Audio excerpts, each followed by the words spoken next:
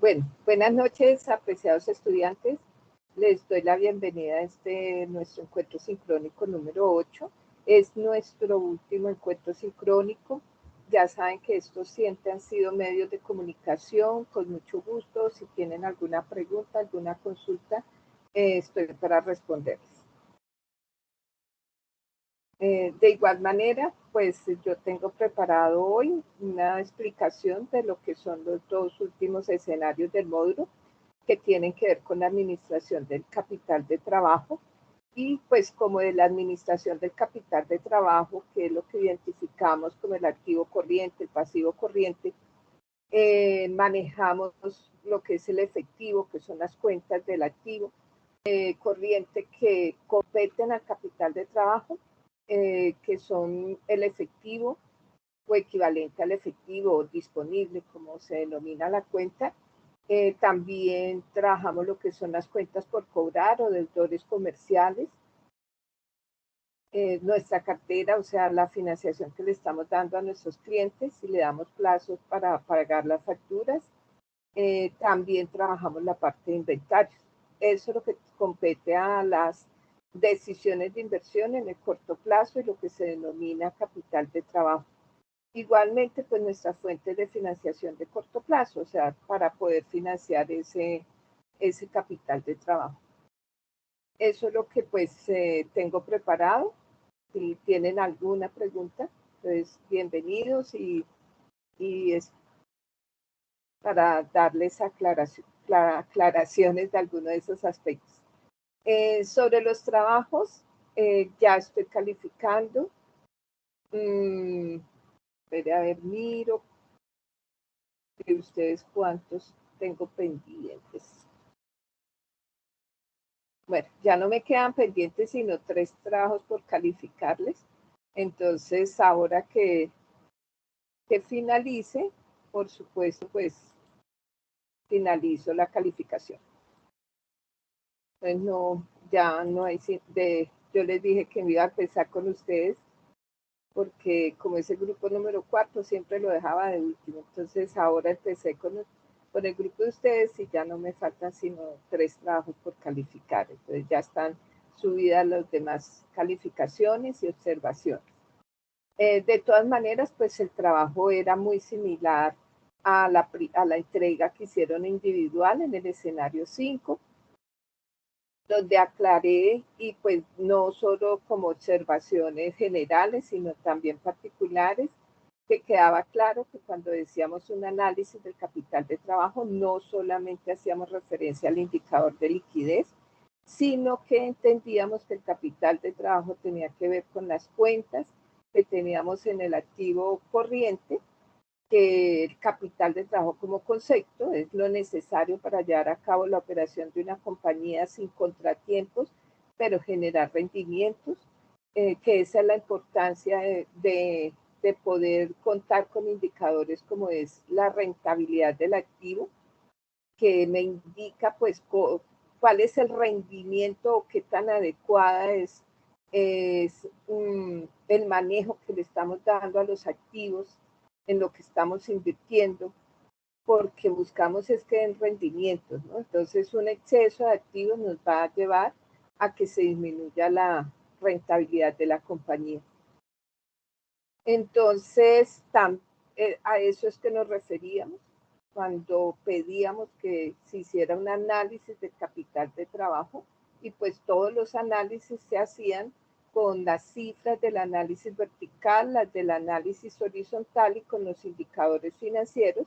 Para el caso de analizar el capital de trabajo, se requieren los indicadores de liquidez y se requieren los indicadores de actividad, que como sabemos los indicadores de actividad son indicadores de eficiencia. Entonces, ¿cómo se está manejando ese capital de trabajo? O sea, ¿cuánto tiempo nos están pagando los clientes? ¿Cuánto tiempo estamos teniendo para el inventario a mano?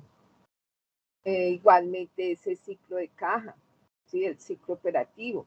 ¿Cuánto tiempo le estamos pagando a nuestros proveedores? Esos son indicadores de eficiencia que tienen que ver todos con el análisis de capital de trabajo. capital de trabajo, siempre que hablemos del activo queremos ver cómo se están tomando esas decisiones de inversión, y todo lo que tenga que ver con pasivo, estamos viendo cómo se están, pasivo y patrimonio, cómo se están tomando las decisiones de financiación. Entonces, pues dentro de las observaciones van a encontrar las mismas observaciones si no tuvieron en cuenta las que se colocaron en la entrega individual, que fue la del escenario 5.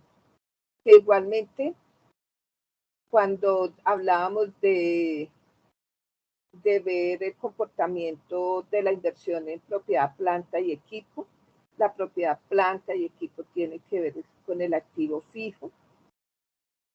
Entonces, pues hay un par de indicadores donde me están diciendo pues cómo se está financiando esa propiedad, planta y equipo, con qué porcentaje del patrimonio está comprometido en la financiación de esa propiedad, planta y equipo. ¿Por qué?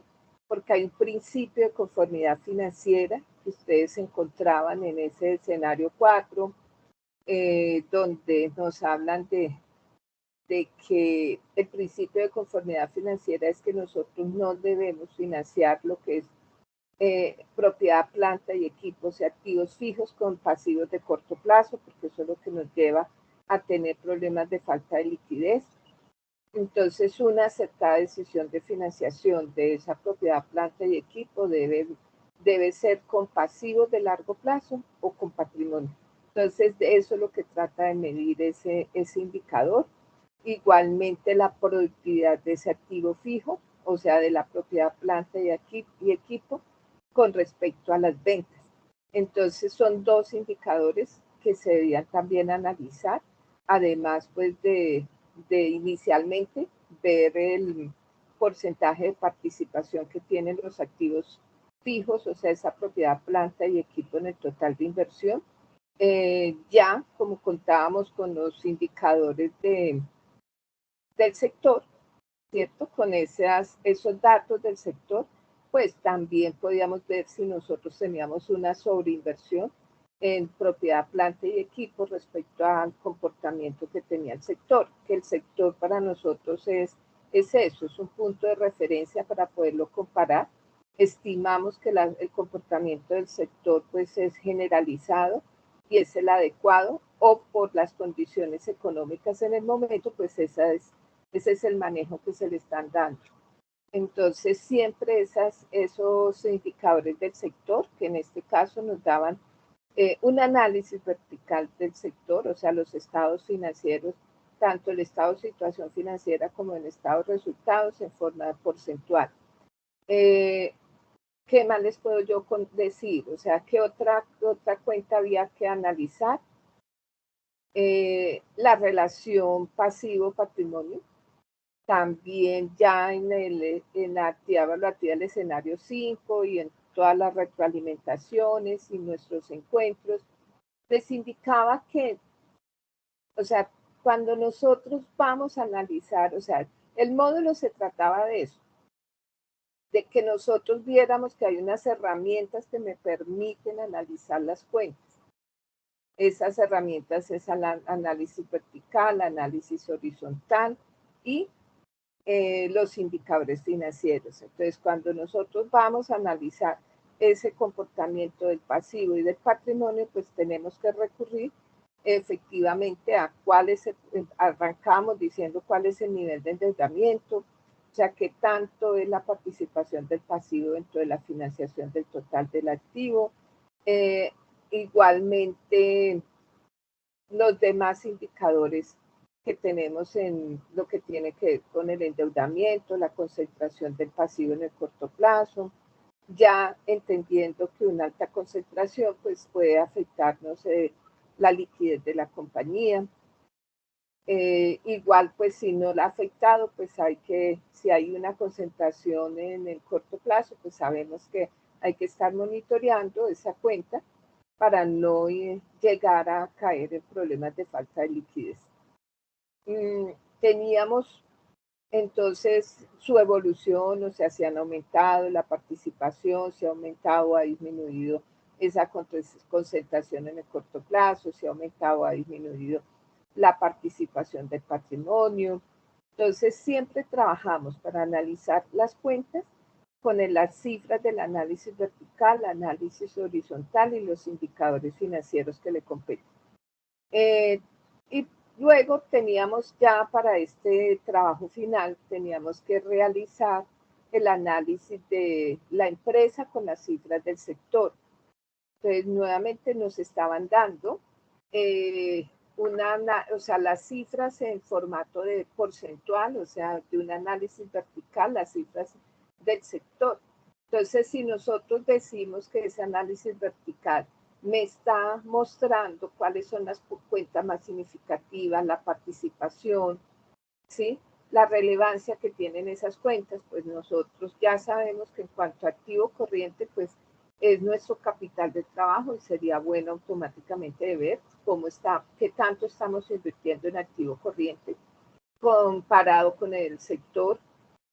También, pues, dentro de ese activo corriente, pues ya entendiendo qué es un capital de trabajo, entonces la concentración, para de paso ver si es que el sector tiene ese comportamiento, en la concentración de cuentas por cobrar, en la concentración de inventario, o sea, ese porcentaje de participación de inventario, de cuentas por cobrar dentro del total de activos. También teníamos, pues, poder verificar esa participación de propiedad, planta y equipo. O sea, nosotros, las cifras de un sector son un punto de referencia. O sea, nosotros podemos estar mal con respecto al sector o podemos estar mejor que el sector en algunos comportamientos. Lo que tiene que ver con el endeudamiento, igual, o sea, si es que el sector tiene un nivel de endeudamiento de un 80%, pues vemos que es una generalidad del comportamiento del sector que tengan un nivel de endeudamiento alto. Si el sector tiene un nivel de endeudamiento del 50% y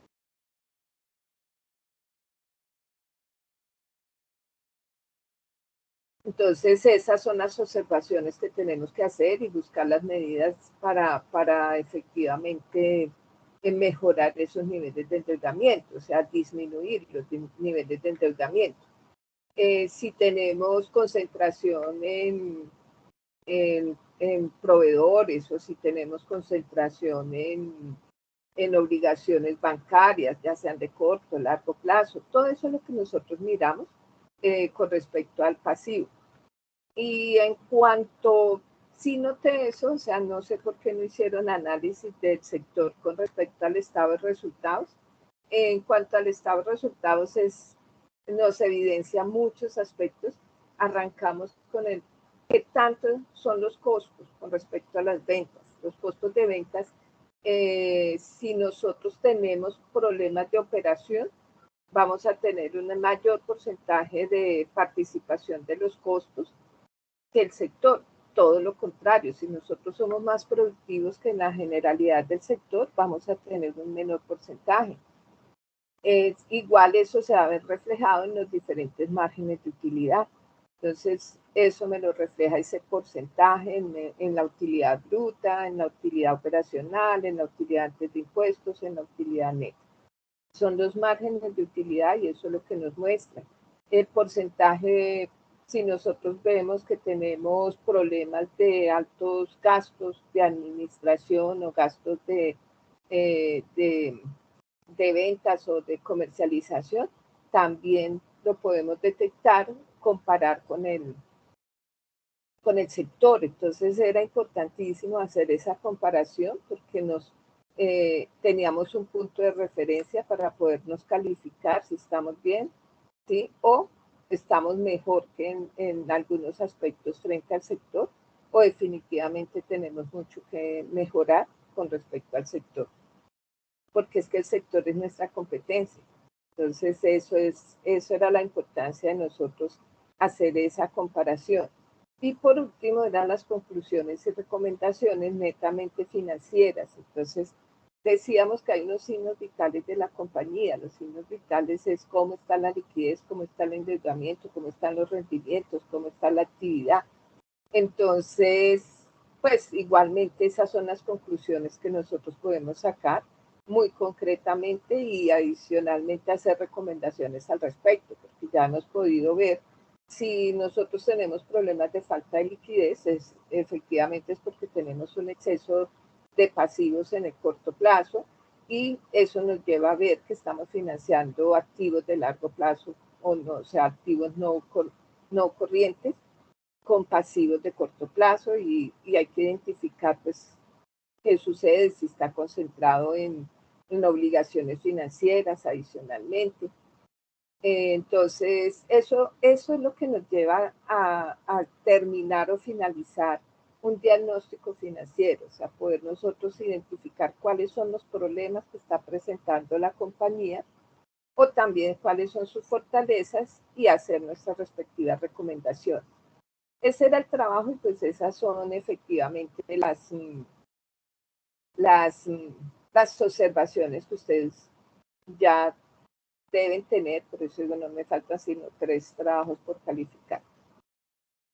Bueno, entonces, si no tienen preguntas, entonces arranco con la charla de hoy.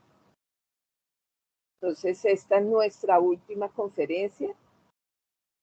Entonces, el tema es la administración del capital de trabajo, herramientas de inversión y financiación de corto plazo.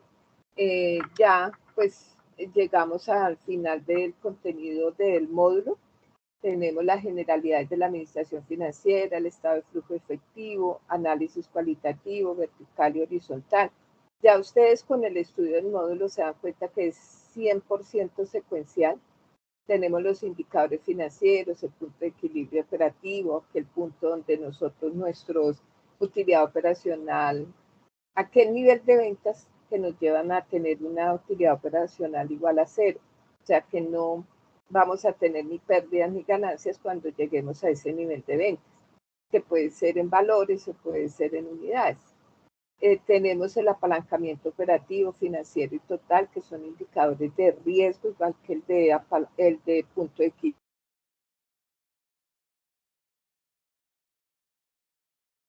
O sea, no nos va a diagnosticar, o sea, no nos va a decir usted está bien, está mal. Si la empresa está bien, está mal. Son indicadores de riesgo. Básicamente lo que tiene que ver con costos fijos totales, estamos hablando del apalancamiento operativo y estamos hablando del punto de equilibrio. O sea, es cuál es nuestra situación frente a ese nivel de costos fijos totales que maneja la empresa. O sea, lógico que a mayor costos fijos totales, pues hay un mayor riesgo en el evento que no se cumplan las ventas presupuestadas. Y el apalancamiento financiero específicamente es un costo también fijo que tenemos, o gasto, que son los costos o gastos financieros que corresponde a los intereses que se asumen por una deuda. Y ya, pues estos dos últimos escenarios, pues es lo que vamos a explicar hoy. Es un tema muy teórico para que conozcan pues básicamente pues cómo se puede administrar o qué es lo que me muestra es la administración de ese capital de trabajo. Igualmente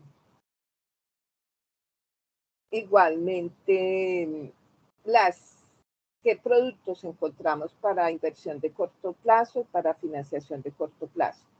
Ya la única actividad evaluativa que nos queda pendiente es el examen final. Este mismo recordatorio ya se los envié en forma individual a su correo.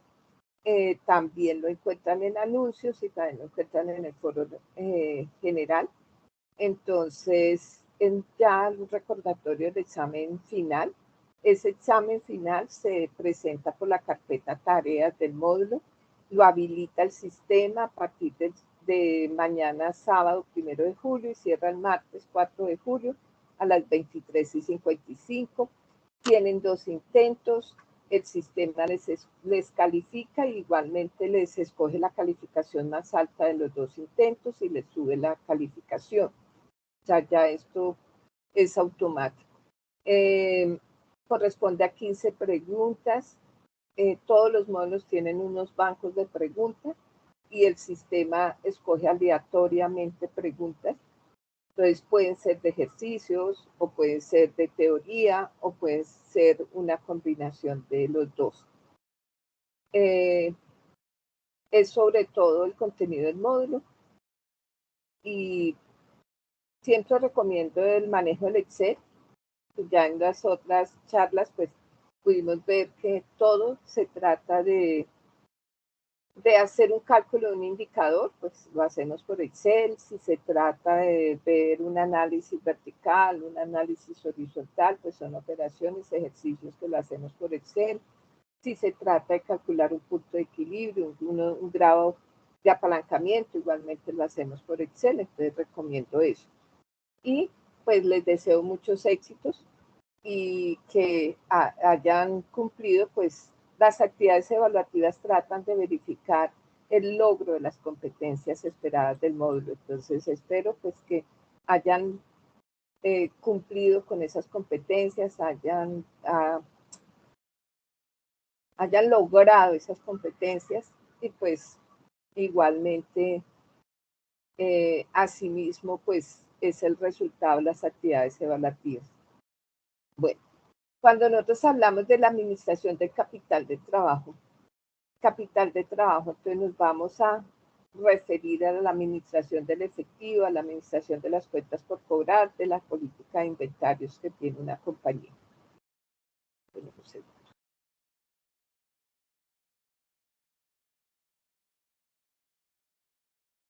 Bueno, entonces cuando nosotros hablamos de la administración del efectivo,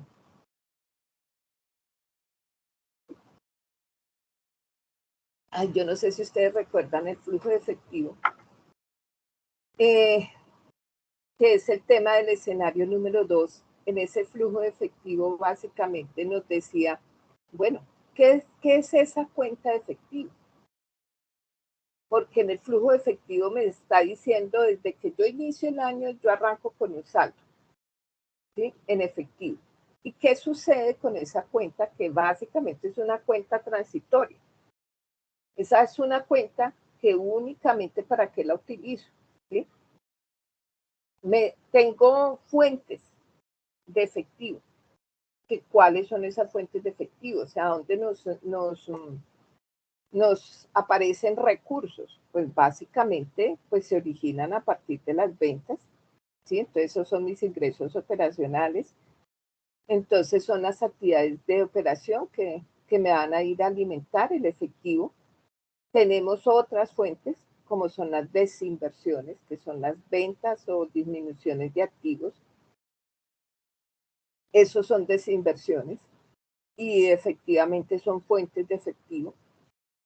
También tenemos, si nosotros adquirimos créditos, pues voy a alimentar esa cuenta de efectivo.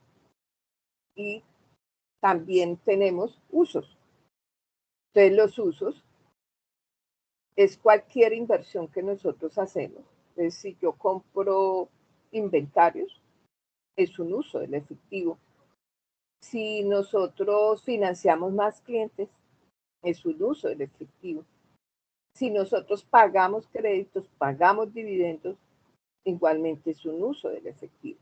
Entonces, es claro que el efectivo, desde el sentido de tener efectivo por razones de operación, ¿para qué necesitamos nosotros el efectivo? Pues para poder operar. O sea, y básicamente para poder pagar, ¿cierto? Todos mis gastos y mis costos. Entonces, para poder pagar las nóminas, para poder pagar los servicios, para poder pagar los arriendos, para poder pagar los impuestos, todas son razones operativas para que nosotros tengamos efectivo. O sea, el efectivo como tal siempre va a estar por fuera de la compañía. Entonces, nosotros el propósito no es tener una cuenta de ahorros con un volumen alto de efectivo, porque está primero que todo por fuera de la compañía. Y es totalmente improductivo. O sea, ya un banco no me va a pagar, se supone, no me va a dar el mismo rendimiento que me genera a mí la operación de la empresa. O sea, yo necesito es tener mi plata invertida en qué? En mis clientes, porque eso me genera ingresos, eso me genera ventas. Si yo le doy plazo a mis clientes es para que me genere ventas. Si yo asumo esa política de administración de cuentas por cobrar, que es decirle, mire, voy a darle a usted un cupo de crédito, ¿sí? Para que pueda comprarme mercancía. Adicionalmente le voy a dar 30 días, o le voy a dar 45 días, o le voy a dar 60 días. Todo eso, ¿para qué lo hago? Para que me generen ventas y por lo tanto me generen ingresos. Eso sí es productivo, pero el efectivo no es productivo. O sea, el efectivo es únicamente un recurso que yo debo tener, ¿sí? Una inversión que yo debo tener temporalmente para poder pagar todas mis obligaciones. Si yo me excedo en el efectivo, lo único que voy a hacer es disminuir la rentabilidad de la compañía. Recuerden que la rentabilidad de la compañía es la rentabilidad del activo y siempre va a ser igual a ¿qué? A la utilidad neta dividido en el total de activos. Si yo tengo muchos activos, pues me va a disminuir la rentabilidad de la empresa. Entonces ya tener un volumen alto de efectivo ¿sí? No tiene ningún beneficio para la compañía. Entonces siempre decimos, debo tener lo necesario para llevar a cabo la operación de la compañía sin contratiempos y generar rendimientos. Entonces ya deja de cumplir la función de generar rendimientos. Entonces, nunca vamos a evaluar una compañía diciendo porque tiene 1.000 millones de pesos en disponible. No es, eso no es bueno. Eso no quiere decir que es bueno. ¿Mm? O sea, nosotros tenemos que entrar a ver por qué tiene tanto volumen de efectivo. Eso es porque ya se convierte en un problema. Igualmente, por eso están los indicadores del sector que básicamente me dicen, mire, se maneja más o menos del total del activo, o sea, dependiendo de la operación de la compañía, un 5, un 6%, pero si yo manejo ya 12%, o sea, tengo un exceso de efectivo, estoy necesitando más efectivo del que debería, ¿sí? Y eso lo único que hace es disminuir mis rendimientos. Entonces, de eso se trata la administración del efectivo, o sea, desde el punto de vista operativo, es para eso, o sea, para poder pagar mis obligaciones, ¿sí? A tiempo. Esa es la razón operativa para que nosotros tengamos efectivo. Igualmente, pues hay que entender que estas son cuentas del estado de situación financiera, que el estado de situación financiera me muestra la situación financiera de una empresa, de un negocio en un momento determinado. Yo insisto, hoy es 30 de junio. Si de pronto nosotros sacáramos hoy un estado financiero, de pronto en efectivo tenemos un alto volumen. ¿Por qué? Porque acabamos de hacer, ahora vamos a hacer las transferencias de pago de nómina y pago de primas. Entonces sería normal que a nosotros nos apareciera en este momento un alto efectivo, pero esa no va a ser la misma situación financiera mañana, porque ya se hacen las transferencias y ya no nos va a aparecer todo ese volumen de efectivo. Entonces, eso es lo que tenemos que entender del efectivo. El efectivo no es una inversión permanente, es una cuenta que se utiliza exclusivamente para cubrir mis obligaciones, o sea, hacer mis pagos oportunamente. Entonces, no, el objetivo no es tener un alto volumen de efectivo.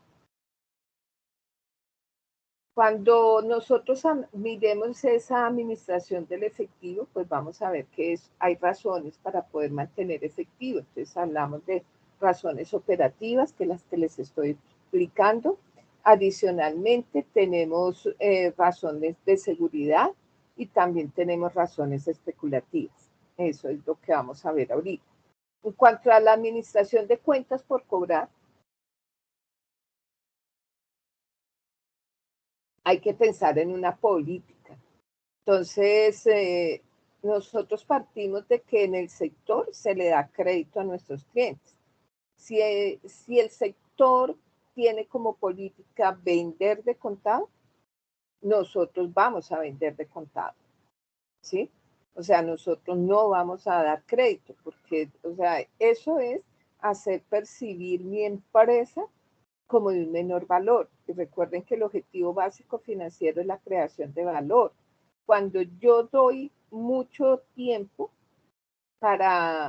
de crédito, de tiempo para que me paguen, no estoy creando valor. ¿Por qué? Porque yo percibo mi empresa, o van a percibir mi empresa como que que requieren más inversión para poder operar. Entonces eso la va a hacer menos rentable. Entonces las políticas que nosotros determinemos en cuanto a la administración de mis cuentas por cobrar, o sea, los tiempos que le vamos a dar a nuestros clientes para que paguen, debe ser acorde a una política y básicamente acorde con el comportamiento del sector. O sea, yo no soy, o sea, si ya nuestra política es dar crédito, entonces efectivamente sabemos que esos indicadores de actividad me van a indicar en cuánto tiempo me están pagando mis clientes, si estamos manejando acertadamente esa política que hemos definido. Si vamos a dar 30 días, pues deben estarme pagando a 30 días.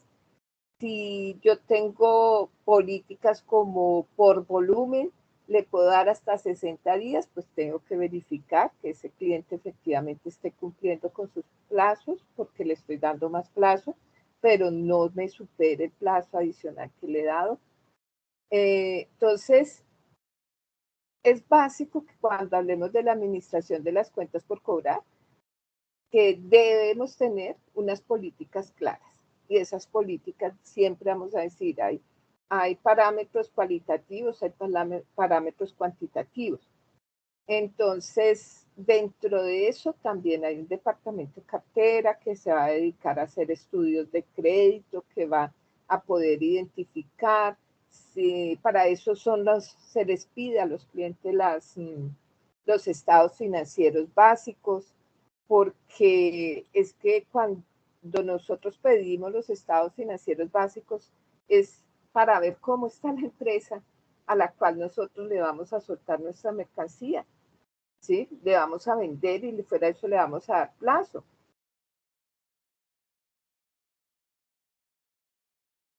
Endeudamiento. Si es una empresa que debe el 80% de sus activos, uno va a decir, no, esto es muy riesgoso, ¿sí? Venderle, porque también tengo que mirar qué tan endeudados está con los proveedores, porque normalmente una empresa que tiene un nivel de endeudamiento tan alto y adicionalmente le debe a sus proveedores normales, me está buscando, ¿por qué? Porque los otros proveedores ya no le están despachando la mercancía. Entonces, para eso son los análisis de esos estados financieros y esos indicadores que nosotros vimos que se podían calcular.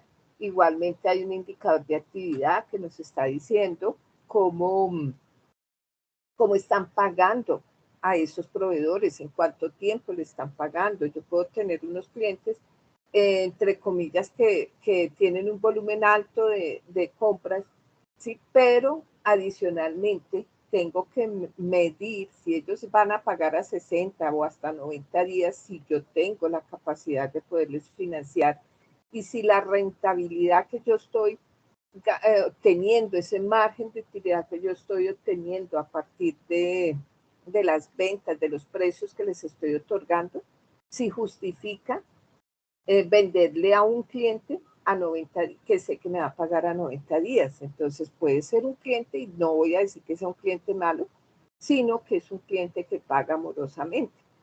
Paga 90 días, entonces yo ya tengo que ver si efectivamente puedo o no puedo someterme a esa condición de que me paga 90 días.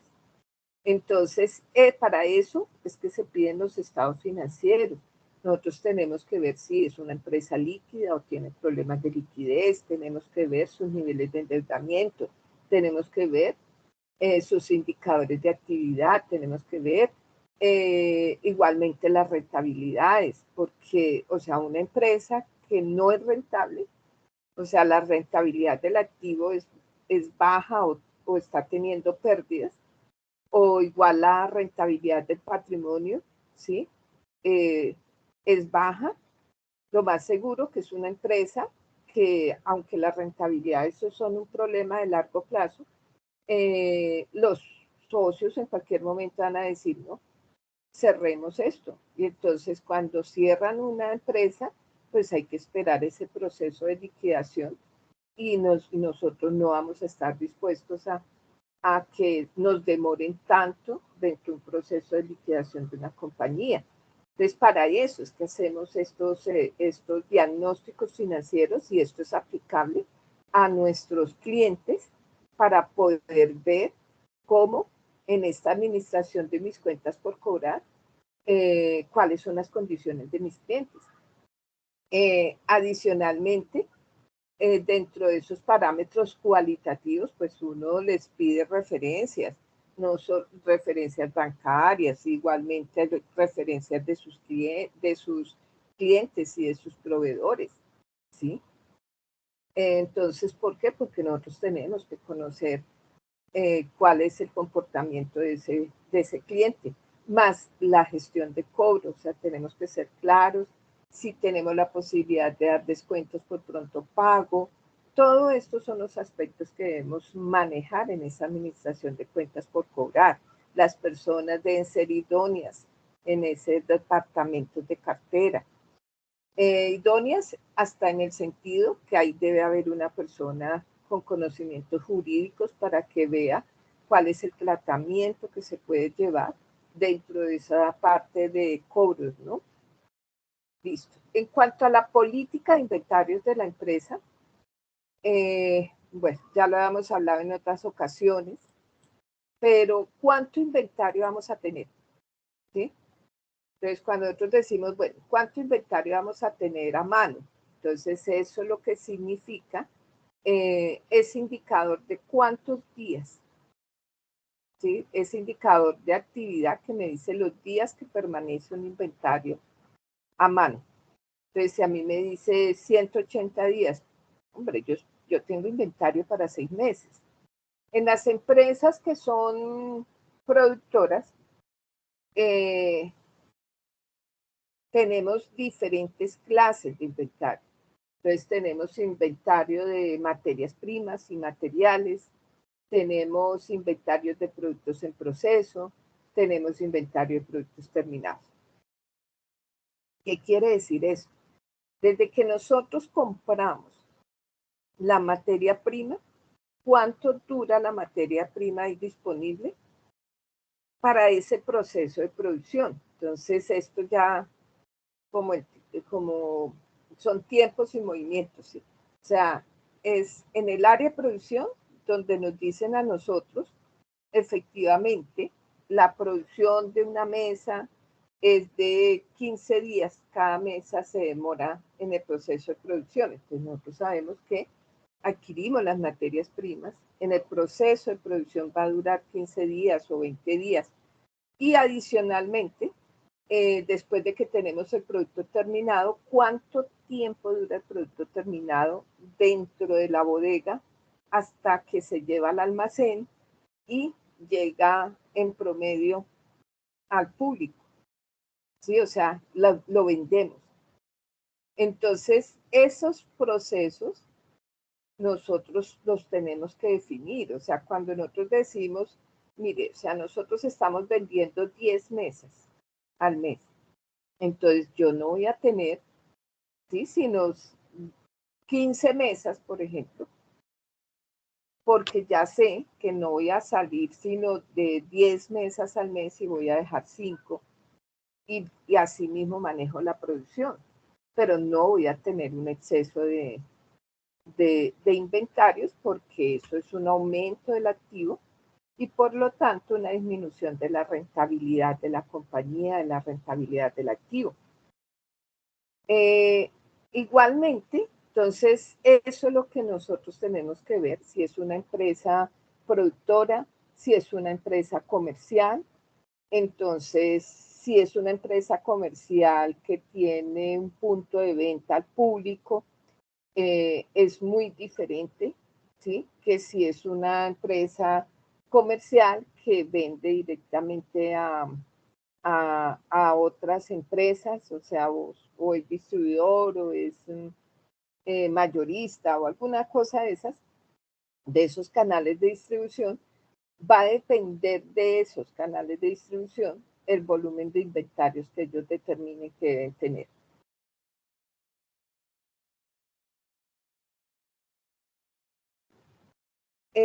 Tenemos productos que son perecederos, entonces esas empresas que manejan productos perecederos, eh, una comercializadora, un fruver, o sea, que venda eh, frutas, verduras, etcétera, pues van a ser inventarios que van a tener mucha rotación porque son perecederos. También manejamos productos de temporada, entonces vamos a encontrar que esas empresas que manejan productos de temporada eh, van a tener diferentes inventarios en ciertos periodos. Ahora que están en vacaciones, ¿sí? Los estudiantes de bachillerato básicamente, ¿no? Y algunas universidades también, pues automáticamente pues va a haber las empresas que manejan de una u otra forma productos para vacaciones, o sea, para turismo, pues van a tener un mayor volumen de inventarios. Entonces, si venden vestidos de baño, gorros para baño, pelotas para piscina, eh, todos esos artículos, toallas, los mismos bloqueadores, bronceadores, ¿sí? Automáticamente toda esa parte pues van a tener un alto volumen de inventarios para estos momentos aún y, y no va a ser ese mismo comportamiento, ya en 15 días ya no van a tener ese comportamiento, ya van a tener un inventario bajo y vamos a ver que van a manejar un inventario alto nuevamente en el próximo puente o en octubre en la semana de receso y en diciembre ya en las otras semanas semestrales que se tienen en el país, en la parte de educación educativa. Entonces, esas son las condiciones que determinan cuál es mi política en cuanto a manejo de inventarios. Igualmente, hay que tener en cuenta cuál es mi proveedor. Es muy diferente la empresa que tiene el proveedor a 2 cuadras, ¿sí? O tiene sus proveedores en la misma ciudad, a las empresas que tienen sus proveedores fuera de la ciudad y todavía aún más los que tienen las empresas que tienen sus proveedores fuera del país, o sea, en otro país. Entonces, los procesos de importación, el transporte, todo eso es lo que nos lleva a tener que determinar cuál es la política de nuestro manejo de inventarios y a partir de nuestra política de compras.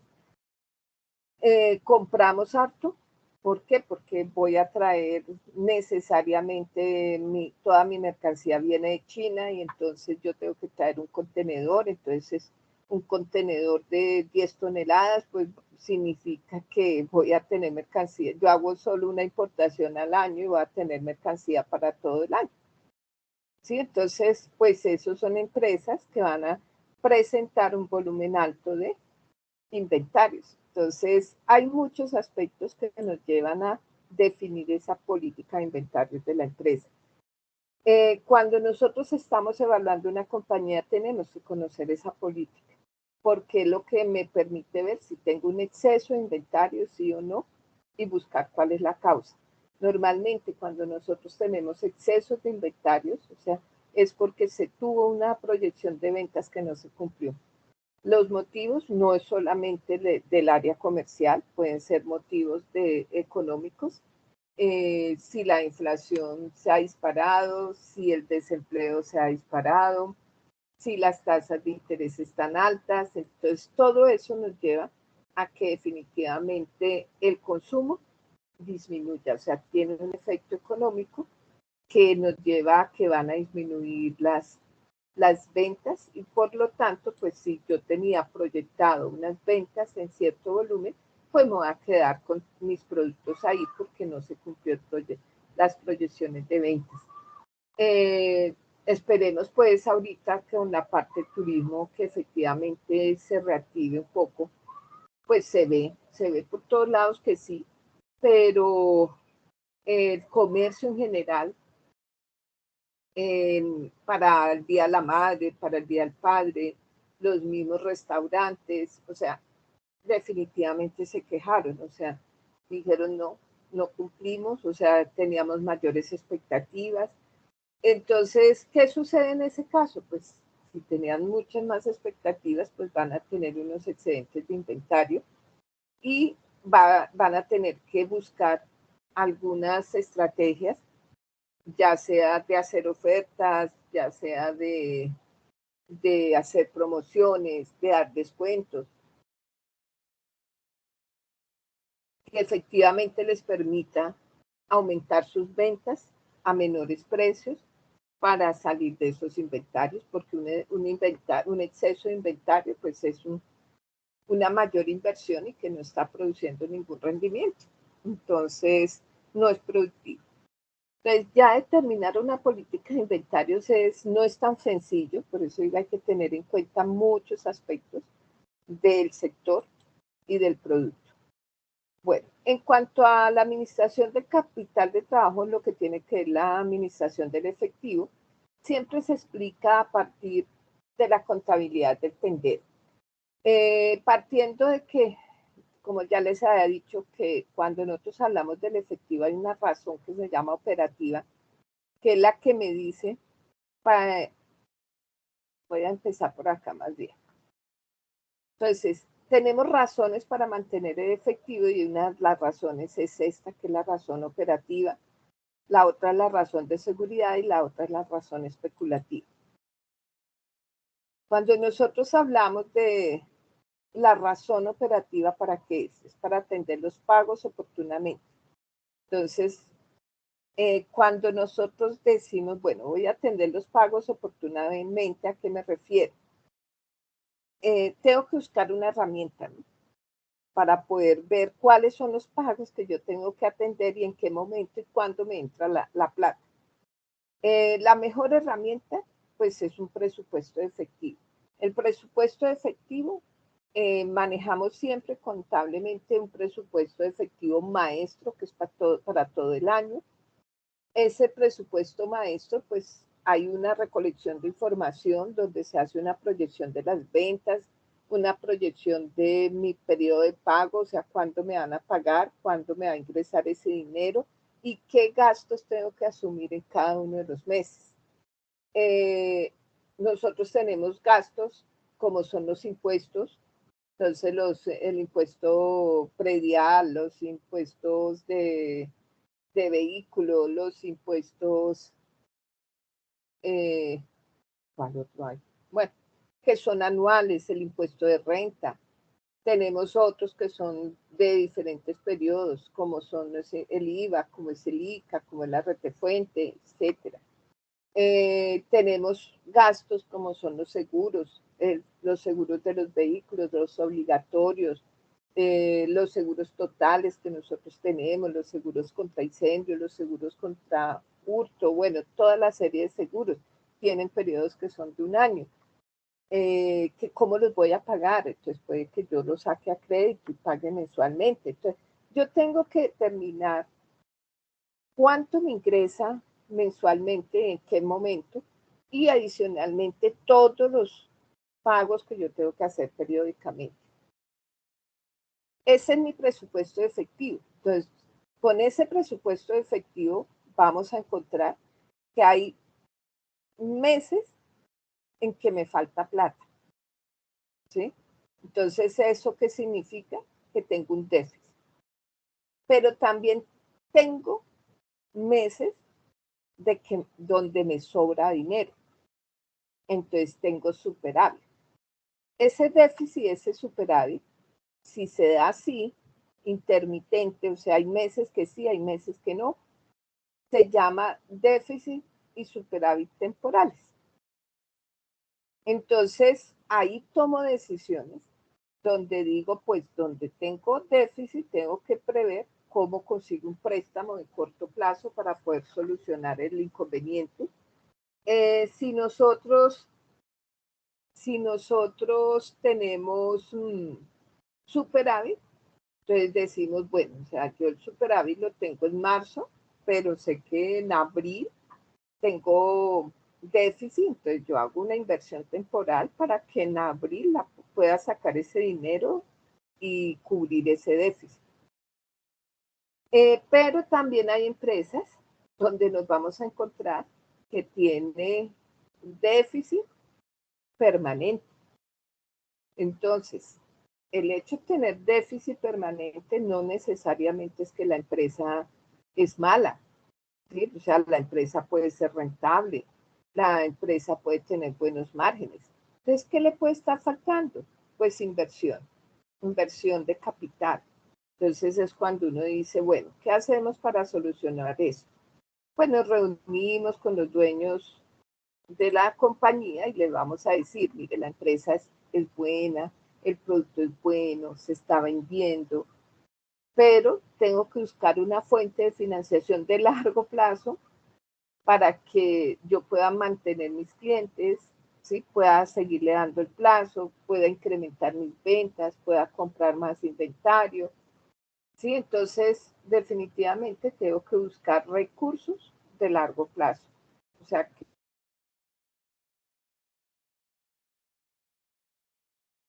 nuevos aportes de socios, ¿sí? O igual, entonces ya pienso y digo, no, busquemos un crédito de largo plazo. ¿Ven? Eso es las decisiones que nosotros tomamos dentro de esa administración del capital de trabajo por efecto de las razones operativas. Eh, pero igual, o sea, si yo tengo superávit permanente, o sea, me sobra y me sobra dinero, también es un error, ¿sí?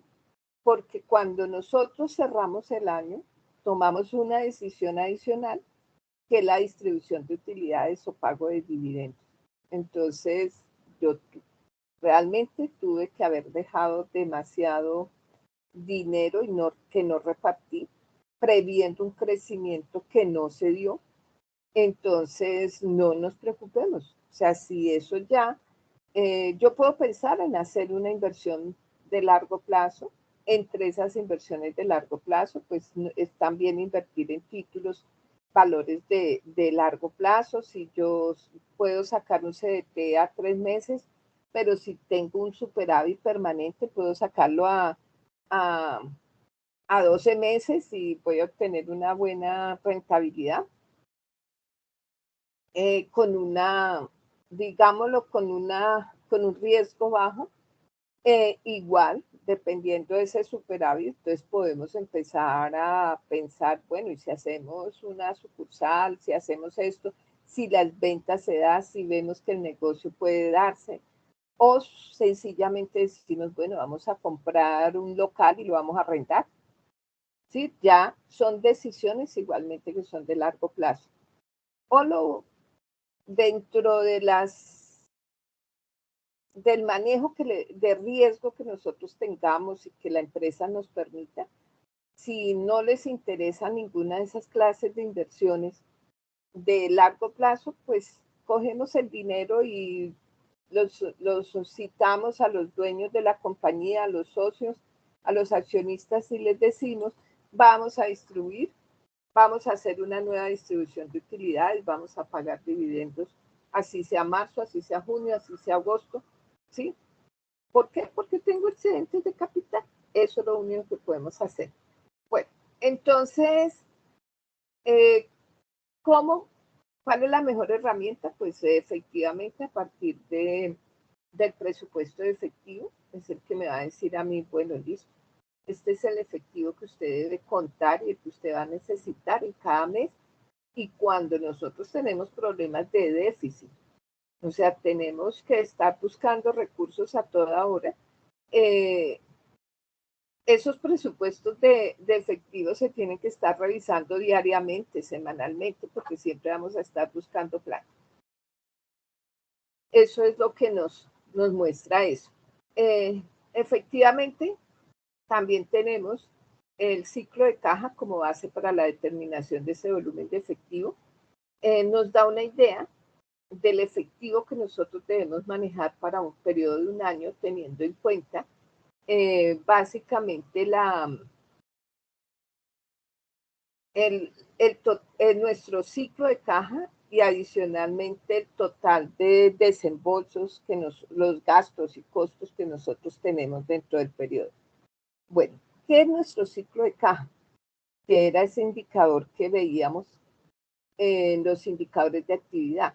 Este ejemplo está hecho para una empresa productora que maneja materias primas, que maneja productos en proceso, maneja productos terminados.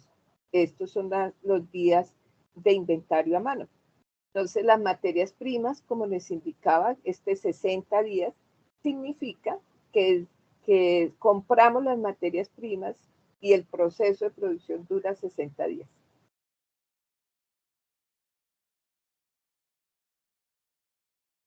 Proceso ya son 30 días, que quiere decir cuando nosotros terminamos la producción, ¿sí? Tenemos 30 días, ¿cierto? Como producto terminado, y ese producto terminado dura 45 días en el almacén, ¿sí? Para poderlo vender y convertirlo en una cuenta por cobrar, o sea, en una factura, y esa factura me la van a pagar en 90 días. Esto es lo que me muestra. ¿Listo? Entonces, los días del sistema de circulación de fondos son 225 días. Ese es el efecto que tiene, ¿sí? Que yo diga, voy a tener materia prima para 60 días y mi producto, el proceso de producción me dura 60 días. Entonces, desde que invertimos, ¿sí? Hasta que vendemos y cobramos, nos demoramos 225 días, que es un periodo bastante grande, largo, ¿sí? Perdón, hago la operación 225 dividido 30, estamos hablando de 7 meses y medio. Si nosotros le pagamos a mis proveedores, ¿sí? En 72 días, quiere decir que yo tengo que buscar efectivo, o sea, buscar otras fuentes. No puedo esperar a que vender el producto y cobre el producto para cubrir mi déficit en 153 días. O sea, yo voy a vivir 153 días en déficit, entonces debo conseguir recursos para esos 153 días. Eso es lo que me muestra el ciclo de caja de este ejemplo.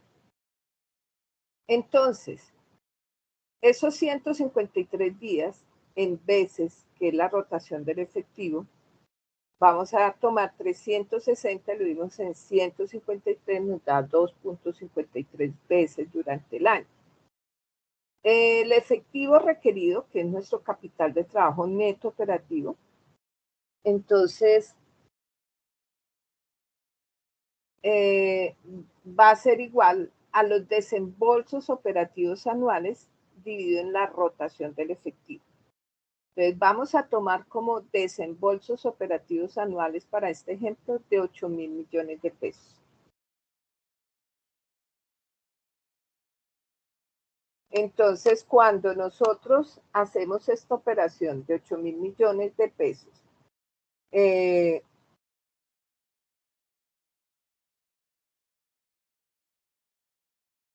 dividido en 2.53, me está diciendo que vamos a requerir 3.404 millones de pesos en efectivo. ¿Sí? Eso es lo que me significa. Ahora, eso es para todo el año. ¿cómo voy a manejarlo? Entonces, básicamente el cómo lo voy a manejar depende de mi presupuesto efectivo, porque no es que quiera decir que nosotros nos podemos dar el lujo de tener en efectivo 3.404 millones de pesos, porque eso es lo que yo necesito, ¿sí? Porque pues aquí me dice necesita 3.404 millones, pero efectivamente eso no voy a poder darme el lujo de tenerlos ahí en una cuenta o en un CDT o no, efectivamente no. Entonces, ¿cómo lo voy a distribuir? Pues va a depender de mi presupuesto de efectivo básicamente. Entonces, esto es lo que tiene que ver en la incidencia que tiene esos indicadores de actividad que igualmente me van a determinar el efectivo para razones de operación que yo debo tener. Bueno, pero también tenemos otra razón para tener efectivo, que es la razón de seguridad. Entonces, la empresa establece como política mantener una cantidad adicional mínima que la proteja de dichos riesgos, o sea, de la inseguridad, ¿sí? Pues algunos suplimos esos problemas de seguridad con pólizas de seguros, pero desafortunadamente, pues, por ejemplo, un vandalismo, alguna cosa de esas, o se rompen unos vidrios, o una sonada, alguna, ¿sí? De pronto los vidrios sí me los repongan inmediatamente, pero hay algunos otros aspectos que no me lo van a solucionar inmediatamente o no tenemos la opción de que nos lo solucionen inmediatamente. Entonces, uno debe mantener un efectivo, ¿sí?, ahí disponible, quietico, para cubrir esas razones de esos efectos de una inseguridad, ¿sí? En finanzas personales siempre uno recomienda, uno dice, mire, nunca salga única y exclusivamente con lo necesario, ¿sí? Lleve algo más, ¿sí? Si uno se transporta en Transmilenio y no llevo sino la tarjeta para el Transmilenio, pero resulta que hay una manifestación y nos tocó bajarnos del Transmilenio y nos toca coger un taxi, bajarnos no sé hasta dónde y coger un taxi. Si yo no tengo plata guardada, pues no voy a poderlo hacer, ¿sí? Igualmente, en todas esas finanzas personales, bueno, si yo ando en vehículo propio, también puede haber algún incidente, puede haber un accidente, ¿sí? Si yo quiero conciliar en ese momento para que no se nos lleven el carro para los patios y me salga más costoso, además de los patios, además de la grúa, además del parte, todas esas cosas, sí, efectivamente podemos conciliar, pero para eso necesito tener plata en el momento. Ya también para nuestros gastos personales, entonces, que nosotros sabemos que podemos necesitar en algún momento por razones de una enfermedad, tener que llamar una ambulancia, eso no me la cubre ninguna EPS, pero yo debo contar con los recursos para poderla pagar. También una medicina, un medicamento que me lo den y que no me lo cubra mi EPS, pues primero está mi salud, pues hombre, yo debo tener un dinerito ahí disponible para esos eventos. ¿Ve? Entonces, así como pasa como personas naturales, igualmente las empresas sí pueden, porque es que esto no es una camisa de fuerza, pero es una recomendación, ¿sí? De tener algo, algo guardado, algo adicional, ¿sí? Por esta razón, ¿sí? Más por razón de seguridad, por las razones de inseguridad o de eventualidades que se pueden presentar y que debemos automáticamente solucionar.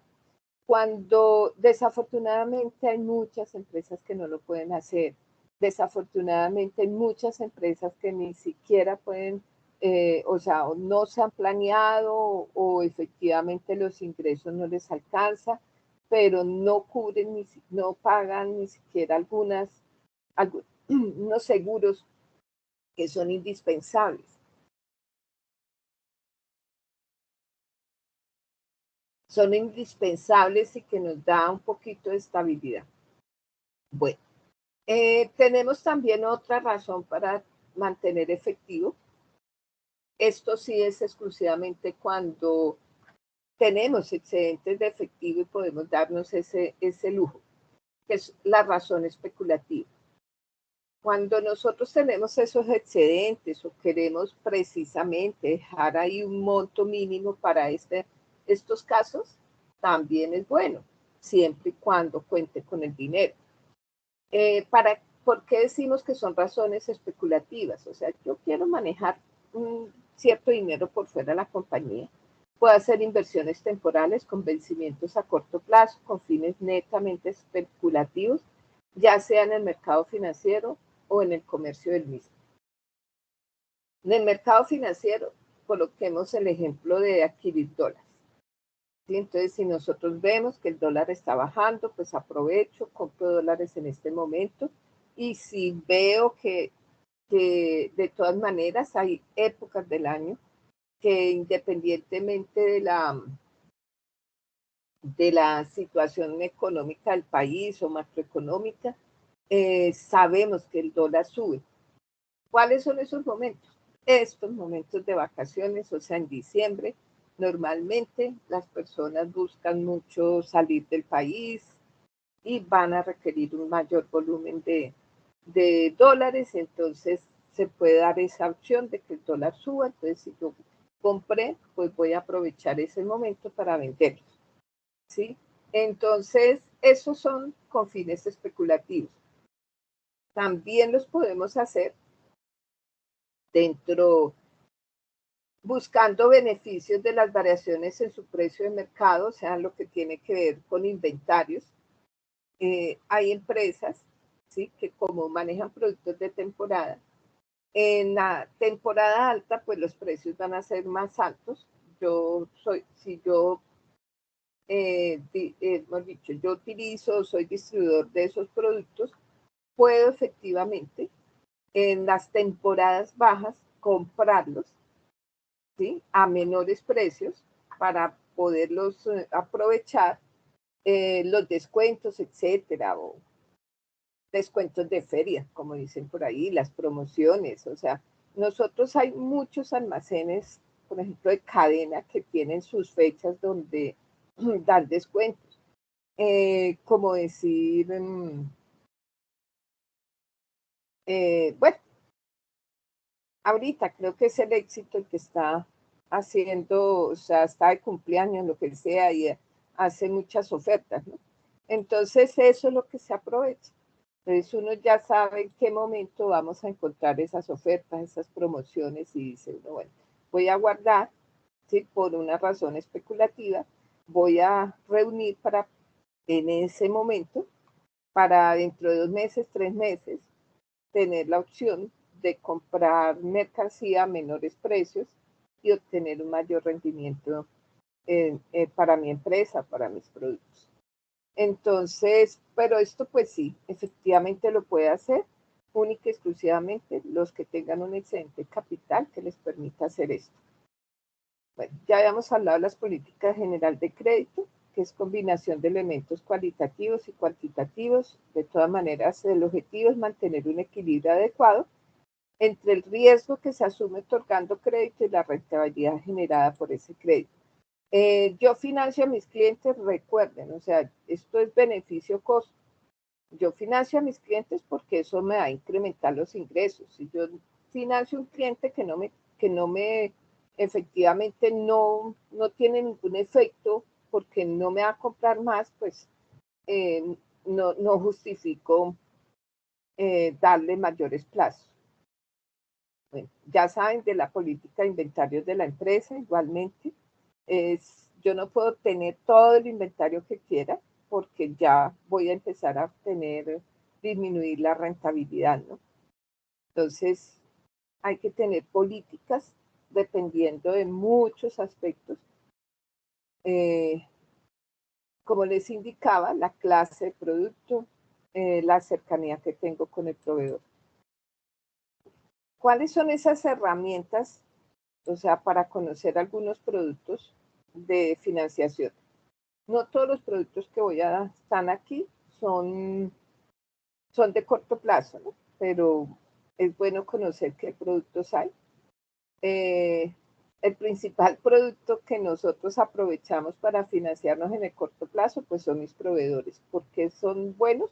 Porque no me cobran intereses. O sea, no tienen un gasto financiero como si lo tienen las obligaciones financieras, o sea, los créditos que adquiero con los bancos, o corporaciones, o compañías de financiamiento, cooperativas financieras, todas me van a cobrar una tasa de interés que se ve reflejada en la cuenta de gastos o costos financieros en el estado de resultados.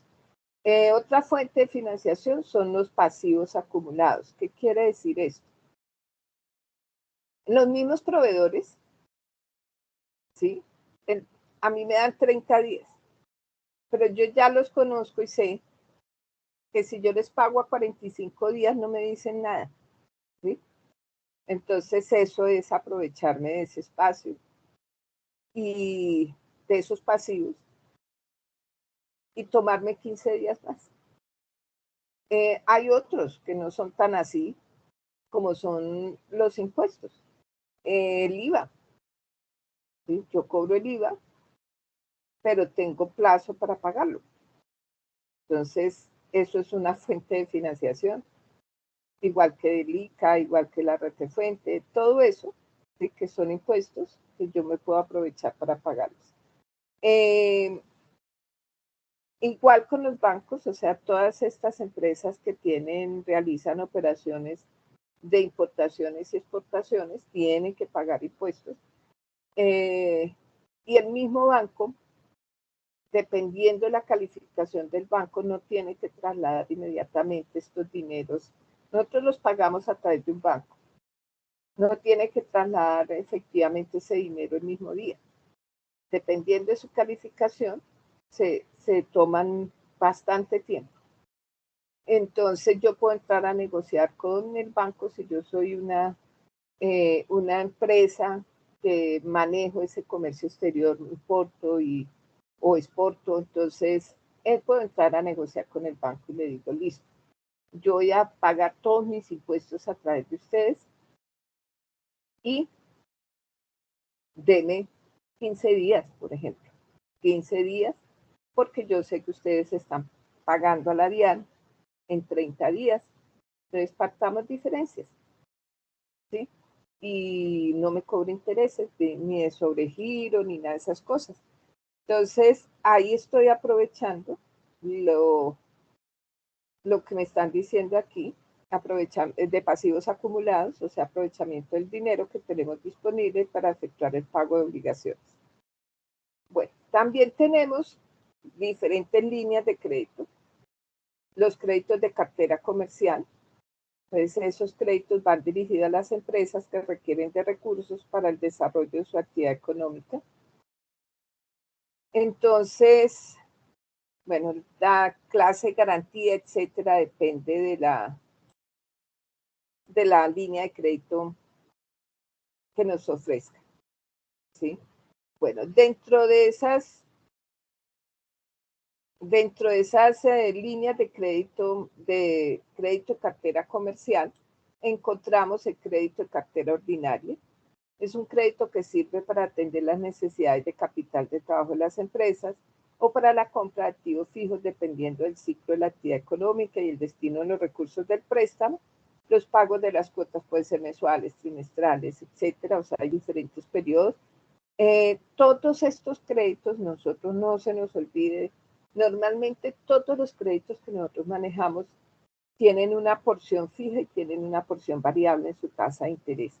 Estos créditos se asumen ya sea con la tasa de ETF o con la IBR, que es el indicador bancario de referencia.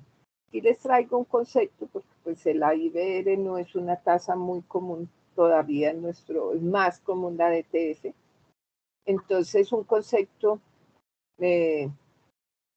sobre lo que es la IBR. Entonces, es un indicador desarrollado por el sector privado con el respaldo del Banco de la República y otras entidades con el objetivo de reflejar la liquidez del mercado monetario colombiano. El IBER es una tasa de interés de referencia de corto plazo, denominada en pesos colombianos, que refleja el precio al que los bancos están dispuestos a ofrecer o a captar recursos en el mercado monetario. Se calcula a partir de las cotizaciones de los participantes del esquema, o sea, del sistema bancario. Las tasas cotizadas corresponden al interés nominal, al cual estas entidades son indiferentes entre prestar y recibir recursos para el respectivo plazo. Igual que la DTF tiene una variación semanal, pero el Banco de la República lo calcula a partir de los reportes que hace el sistema financiero de los depósitos a términos fijos a 90 días. ¿Sí? Entonces, sacan una tasa promedio, ponderado, por supuesto, dependiendo del volumen de cada entidad. Captó a esa tasa, porque eso es una tasa de referencia de captación. Por eso los créditos se manejan con DTF más puntos. O sea, y esos puntos van a depender totalmente del riesgo que está asumiendo la entidad crediticia, o sea, el banco. Entonces el banco dice, bien, usted de acuerdo al comportamiento que tiene este cliente, yo puedo darle a usted ese crédito con la DTF más 5 puntos. Dice uno, fabuloso, es una tasa bastante cómoda. Pero igualmente, dependiendo del monto, la clase de clientes, entonces van a decir, sí, claro, yo le hago el préstamo a DTF más 15, 20 puntos. Entonces, eso es lo que quiere decir que todos esos créditos se manejan con tasa ligada a la DTF o a la IBR. Tenemos los créditos de tesorería, son créditos a corto plazo, tienen la facilidad que el pago del capital se puede efectuar al vencimiento del plazo pactado y con eso pues mejora el flujo de caja en la empresa. Y los intereses pueden ser pagaderos de forma periódica si así se conviene, sea mensual, trimestral, semestral. También la tasa de interés está ligada a la DTF. Es una línea de crédito ideal para medianas y grandes empresas cuando se requiere bastante recursos y poseen el cupo aprobado, permitiendo un uso eficiente del crédito. Los cupos de sobregiro, estos sí, pues son operaciones que no pueden superar más de 30 días.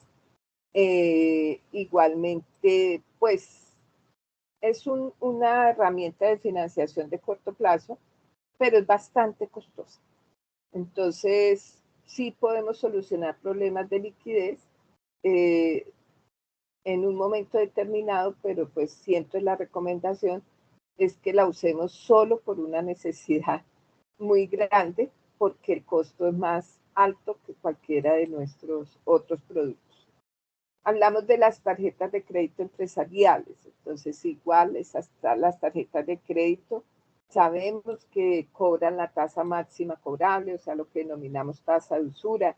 ¿Qué pasa con estos? Entonces, si cobran tasas tan altas, ¿por qué las usamos a nivel empresarial? Pues sí, se usan porque nos facilita el control, por ejemplo, cuando nosotros damos a nuestros empleados una tarjeta de crédito empresarial para cubrir sus gastos de representación, sus gastos de viaje, pagar hoteles, etcétera. Efectivamente hay un mejor control de los gastos de ese empleado, ¿sí? Sabemos en qué lo gastó, en qué momento lo usó y eso es la idea de las tarjetas. Igualmente, pues hay mucha tarjeta que tiene algunos beneficios, como son descuentos en hoteles, descuentos en pasajes, puntos, convertibles en millas, bueno, todas esas cosas que hacen atractivo también para las empresas tener esta forma de financiación. Hay otras fuentes de financiación que no son tan de corto plazo como son los leasing. Los leasing pues son contratos de arrendamiento para la adquisición de activos fijos, tales como maquinarias, equipos, vehículos, bodegas, locales, etc. Como son contratos de arrendamiento con opción de compra, se paga una tasa de interés. No tiene unos efectos dentro de nuestros estados financieros, ya que no nos va a figurar, no nos va a incrementar el activo, porque hasta que nosotros no paguemos y hagamos uso de la acción de compra, no me va a incrementar el activo y tampoco vamos a tener un pasivo, sino que es los cánones que nosotros pagamos por el leasing, que incluye intereses, son un gasto. Entonces, igual me va a disminuir la base tributaria. Y pues ya cuando finalicemos el contrato, pues podemos optar por la opción de compra. Otro producto, bueno, son los créditos rotativos. Es cuando nos asignan un monto y nos van liberando capital a medida que nosotros vamos abonando. Todos estos productos, el problema son las tasas de interés altas, ¿no? O sea, básicamente las tasas de interés máximas cobrables o tasas de usura. El factoring es otra fuente de financiación. No es que no sea costosa, son operaciones de descuento. Nosotros negociamos nuestra cartera. Pero, ¿cuál es el beneficio? El beneficio es igualmente, me disminuye las cuentas por cobrar, o sea, me disminuye el activo, yo libero efectivo y puedo pagar pasivos, o sea, no tengo que endeudarme, no me va a figurar ningún pasivo, sino lo que hago es vender la cartera, disminuir el activo y eso se me convierte en una fuente de efectivo. Entonces, ¿qué puede ser lo malo? Los bancos que están especializados en factoring o las entidades que están especializadas en factoring, pues solamente me dan a recibir las facturas que correspondan a mis clientes, que sean muy buenos, o sea, que tengan muy buena calificación crediticia. Mis clientes de pronto no les va a gustar que a ellos les cobre un banco y no directamente su proveedor, o sea, la empresa. Entonces puedo dañar o perder mi cliente por tomar esta decisión. Y además, pues también no es que la tasa sea tan bajita, pero pues tengo un mayor poder de buscar liquidez sin necesidad de adquirir nuevos endeudamientos. Tenemos créditos de fomento. Para eso, pues se manejan los bancos de segundo piso, como son Bancolde, Finagro, Findeter. Cada uno tiene un mercado objetivo. Bancoldes maneja líneas de crédito para empresas de comercio nacional e internacional. Tenemos Finagro, pues trabaja específicamente para este sector agropecuario. Tenemos Findeter, que tiene como objetivo financiar infraestructura de los sectores de educación, salud, turismo, acueducto, alcantarillado, transporte, saneamiento fiscal. En general no se usa para corto plazo, o sea, ninguno de estos. ¿Por qué? ¿Qué es lo que significa que sean banca de segundo piso? Ellos no manejan la cartera, o sea, los créditos tengo que adquirirlos a través de la banca autorizada para manejar esta clase de créditos. Pago y etcétera, esa banca, pero los dineros los desembolsa esta banca de segundo piso. Se llaman también créditos de redescuento porque las tasas de interés tienen descuentos. Tiene descuento para el banco, tiene descuento del banco para el cliente, entonces por eso se llaman créditos de redescuento. Pueden conseguirse tasas por debajo de las tasas normales del mercado financiero. Entonces, de eso se tratan estos créditos de redescuento o de fomento, porque pues van dirigidos a precisamente activar la economía de algunos sectores específicos. Bueno, tenemos una fuente de financiación que son las aceptaciones, yo decía que me falta aquí, las aceptaciones bancarias. Las aceptaciones bancarias, ¿qué son? Las aceptaciones bancarias son unas letras de cambio avaladas por un banco. Yo como empresa puedo venderle a un cliente, ¿sí?, una mercancía a un plazo hasta de 180 días, no correr ningún riesgo de que no me pague, porque él me va a dar como medio de pago una aceptación bancaria, una letra de cambio, donde el banco se compromete a pagarme esa factura dentro de 180 días. No me va a pagar ningún peso de interés, o sea que yo tengo que tener la certeza de que el precio que yo le doy a ese cliente justifica la transacción. ¿Sí? Eso es lo que yo tengo que tener claro, porque eso es lo único que me voy a ganar efectivamente es eso, ¿no? Me voy a ganar el margen que me deje el producto. No voy a tener problema para que me pague, porque el que se compromete es el banco. Ya es que el cliente mío, ¿sí?, tenga una buena relación con su banco y el banco esté dispuesto a firmar esa letra de cambio, ese documento que se llama aceptación bancaria.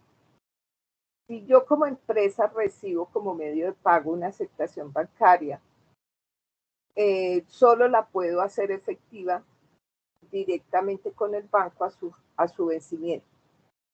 Pero sí puedo hacer es o negociarla directamente con el banco que la emitió o negociarla en un mercado secundario.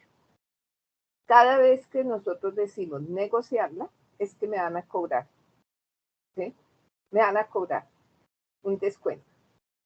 Entonces, si yo necesito liberar, o sea, conseguir recursos, puedo negociarla, pero tengo que medir si el precio que yo di en esa mercancía que vendí justifica o puede cubrir ese costo adicional que implica negociar la aceptación bancaria.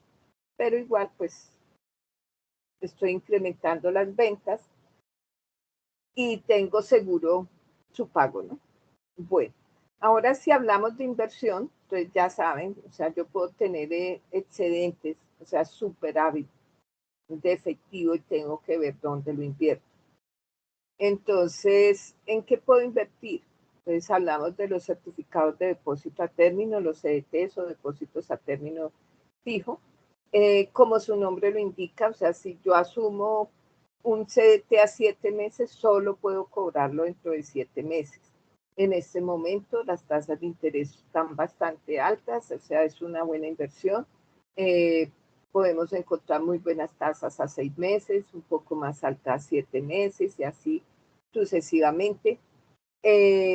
Lo que hay que pensar es si la empresa como tal, igual que nosotros como personas naturales, cuando abrimos un CDT tenemos que esperarnos el plazo pactado para poderlo cobrar. Entonces, si cuento con ese plazo para esperarme para poder recuperar esa inversión y sus intereses. Siempre tratamos de buscar, así sean bancos, ¿sí?, que tengan una muy buena calificación. Sabemos de antemano que rentabilidad y riesgo son directamente proporcionales, ¿qué quiere decir? Hay bancos que necesitan liquidez y por lo tanto los llevan a ofrecer mejores tasas de interés y no podemos estar seguros, o sea, nosotros hablamos que los CDTs, invertir en un banco, pues el riesgo es mínimo, pero eso no quiere decir que no haya riesgo. Los bancos también quiebran, ¿sí? Que tienen unos indicadores de alerta que los maneja la Superintendencia Financiera, que pueden darse cuenta si están aumentando el riesgo en esos bancos y pueden dar una orden automática de un día para otro, decir hoy no reciben más recursos, hoy no se aceptan pagos, o sea, cosas por el estilo. Pueden recibir automáticamente ayuda del mismo Banco de la República para poder superar esas crisis, pero también los bancos quiebran. Siempre los bancos o todas las entidades crediticias y los títulos que ofrecen son calificados por una calificadora de riesgos. Esas calificadoras, o sea, nosotros tratamos de buscar entidades y productos que tengan una calificación AAA. ¿Qué es lo que significa AAA? Es lo mismo que hemos estado mirando y que nosotros estamos midiendo dentro de los diagnósticos de la compañía y concluimos en una empresa, ¿sí? Cómo está su liquidez, cómo están sus rendimientos, cómo están sus decisiones de endeudamiento. Entonces, si nosotros tenemos un banco que es líquido, una entidad crediticia que es líquido, rentable y tiene niveles de endeudamiento bajo, va a tener una calificación AAA.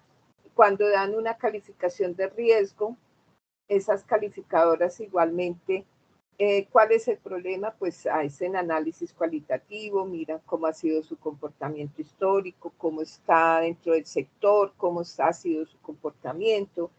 Y cualitativo, pues hay que mirar los estados financieros y sabemos, por ejemplo, que el estado de situación financiera, la situación financiera de una entidad crediticia, como de una empresa, como de una persona, puede cambiar de un día para otro.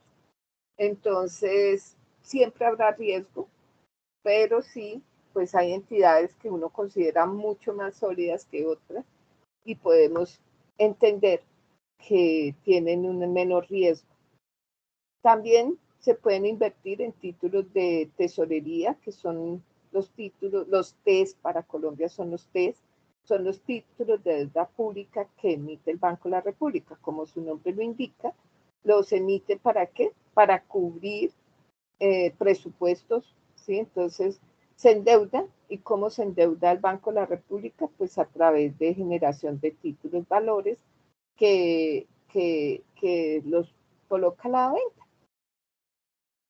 Tenemos títulos, o sea, ya conocer un poquito más sobre los TES. En la página del Banco de la República encontramos todos los datos históricos de los TES, los plazos que hay de 1, 5, 10 años, las tasas de interés de cada uno de los títulos emitidos. También puede ser pueden ser que en dólares, puede ser en pesos, puede ser en VRs. Entonces, todas las clases de test que tenemos los pueden buscar en el Banco de la República. Son títulos que también se negocian en la Bolsa de Valores, son títulos de renta fija. Entonces, si yo quiero ver qué títulos están en la Bolsa de Valores, entramos por la opción de renta fija y vamos a encontrar diferentes títulos que pueden estar vendiéndose o negociando en ese mercado secundario. Entonces, estos sí se consideran libres de riesgo, o sea, las tasas son libres de riesgo porque pues nunca vamos a considerar que el Banco de la República, que es el banco de nuestra nación, o sea, que Colombia vaya a quebrar y que no vaya a cubrir o no vaya a pagar los intereses que se comprometió en estos títulos, ¿sí? Pero también casos vemos, ¿no? Bueno, los papeles comerciales son pagarés que emiten empresas industriales de gran tamaño con el objetivo de financiarse en el corto plazo. También, no solo en esos papeles comerciales encontramos los bonos que también pueden emitir. Para las empresas, estos papeles comerciales y bonos son un pasivo, ¿sí? Y es una forma de financiarse.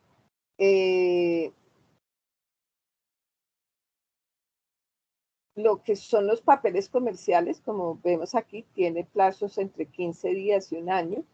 Los bonos sí tienen plazos mayores a un año. Que si hay riesgo, pues todavía el riesgo es mayor, ¿no?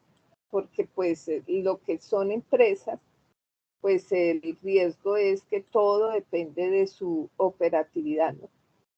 Bueno, por último, les voy a hablar sobre los fondos de inversión.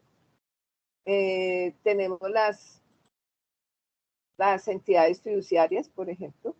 Tenemos allá igualmente los corredores de bolsa, tienen fondos de inversión. Los mismos fondos de pensiones son fondos de inversión. O sea, ¿qué es lo que nosotros hacemos? ¿Sí? Se paga una comisión para que nos administren nuestro dinero. ¿Qué invierten? ¿Sí? Entonces, pues pueden invertir en bolsa, pueden invertir en títulos, ¿sí? Pueden invertir en empresas, en los mismos bonos, en los mismos TES, o sea, todo lo que vemos que se puede invertir en un mercado secundario, comprar acciones, vender acciones. Nunca van a ofrecer una tasa de interés fija porque va a depender del rendimiento del mercado. Igualmente pueden dar pérdida, pero lo peor de todo es que el 100% del riesgo lo estamos asumiendo la empresa o la persona que invierta en un fondo de inversión. Lo único que hacemos nosotros es pagar una comisión a un intermediario financiero.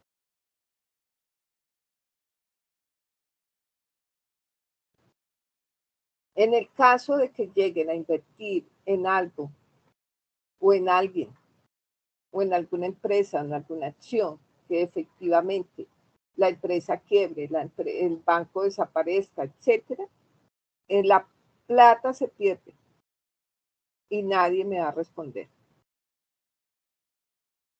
Entonces la responsabilidad del operador es de intermediación. Pero que si, pues se supone que ellos saben invertir y pues me va a producir mayores rendimientos que si yo tengo la plata en una cuenta de ahorros que no voy a conseguir nada. Pero el riesgo es mayor, ¿sí? Que se han quebrado, claro. O sea, hace varios añitos sucedió el caso de Fiducor, que era un fondo de inversión de corredores asociados, que hizo una gran inversión en Banco del Pacífico y Banco Andino que quebraron.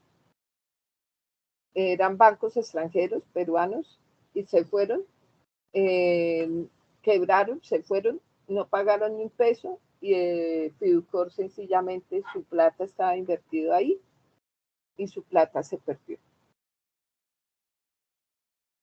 Entonces sí hay descalabros económicos, financieros, perdón, y puede suceder.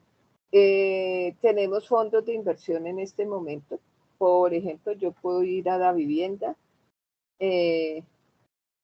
colocar mi plata en un fondo de inversión. Cuando yo necesito, esos son títulos a la vista que con renta variable, que automáticamente si yo necesito pagar una nómina, pagar una factura o algo, pues hago el traslado del fondo de inversión a la cuenta corriente o a la cuenta de ahorros y hago mi transferencia. No tengo ningún inconveniente.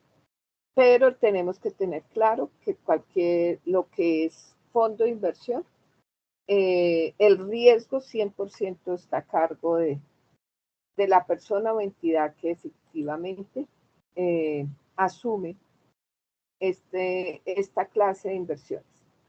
Bueno, pues ya hemos llegado al final de esta charla, de nuestra última charla. Al final del módulo, entonces solo me resta agradecerles su participación. Espero que el módulo haya llenado sus expectativas, hayan logrado las competencias esperadas en el estudio del módulo y me resta desearles muchos éxitos tanto en su vida personal como profesional.